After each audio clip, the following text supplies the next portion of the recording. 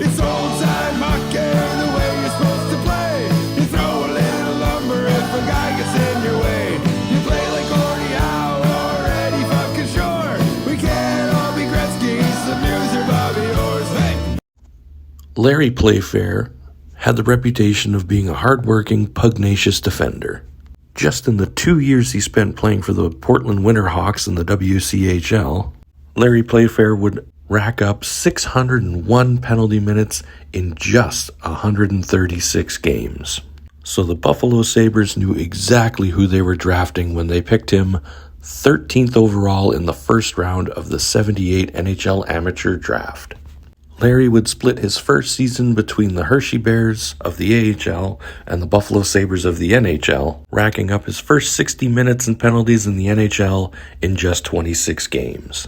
As of the 79-80 season, Larry was a full-time NHLer, spending his first 8 seasons in the league with the Buffalo Sabres, and other than his first year in the league, he never registered under 100 penalty minutes in a single season. Midway through the 85-86 season, Larry was traded from the Sabres to the LA Kings, spending parts of 3 seasons there until being traded back to the Buffalo Sabres midway during the 88-89 season. He was limited to playing only 4 games during the 89-90 season and was forced to retire due to chronic back problems. But in his 688 NHL games played, he would score 26 goals, 94 assists for 120 points, and would spend an amazing 1,814 minutes in the penalty box. Larry has 2 sons by the name of Michael and Dennis Playfair, who also played hockey for a brief time, most notably in the NCAA and ACHA, respectively. Jim Playfair, on the other hand, did not have the most stellar of NHL careers, although he did have more success in the minor leagues. His style of play was definitely modeled after his older brother, in that he was a hard-hitting, tough defender, and was also a member of the Portland Winterhawks, and helped the team to a WHL championship in 1982, where in 70 games he would score 17 points and rack up 121 minutes in penalties. This led to the Edmonton Oilers selecting Jim 20th overall in the first round of the 1982 NHL entry draft. He would spend 2 more seasons in the WHL playing for the Portland Winterhawks and the Calgary Wranglers. He was called up to play for 2 games for the Oilers in the 83-84 season, to which he scored 1 goal and 1 assist. For some reason or another, he didn't fit in with the Oilers' scheme and was sent down to the minors to play in the IHL for the Nova Scotia Oilers. He would then play a handful of games for the Chicago Blackhawks in the 87-88 and 88-89 seasons. But at this point in his career, he was assumed to be a career minor leaguer. He would have his most memorable and productive season playing for the Indianapolis Ice of the IHL in the 89-90 season, winning the IHL's Turner Cup and scoring 31 points in 67 games.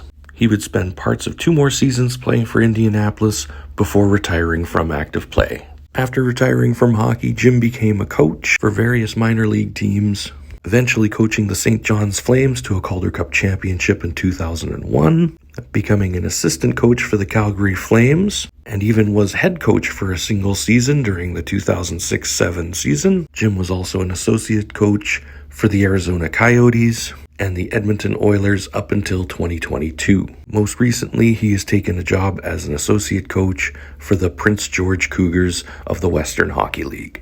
And again, just like his older brother, Jim has 3 sons who have played hockey.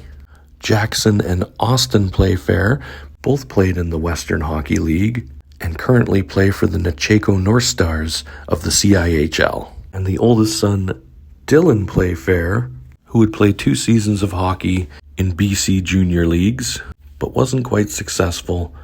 Dylan would leave hockey to pursue an acting career. You may remember Dylan from his roles in Grave Encounters 2, Mr. Hockey, the Gordie Howe Story, and as the character of Riley on Letterkenny. Love the hustle, bro. Fuck, you could cut the sexual tension over there with a knife. Give your balls a tug, tit fucker. Fuck you, Shorzy. Put a shirt on. Fuck you, Riley. Go scoop it off your mom's bedroom floor for me. She gives my nipples butterfly kisses.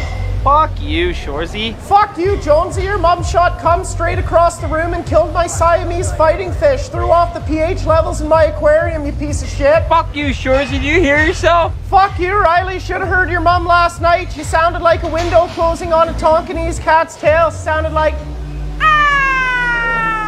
Fuck you, Shorzy. Fuck you, Jonesy. Should have heard your mum last night. She sounded like my great aunt when I pull a surprise visit. She was like, oh!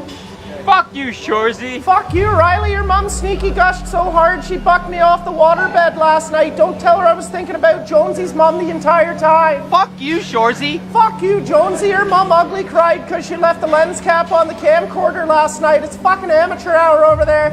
Fuck you, Shorzy. It's old time hockey, the way you're supposed to play. You throw a little lumber if a guy gets in your way. You play like Gordie Howe or Eddie fucking Shore. We can't all be Gretzky, some news or Bobby Orr. Hey!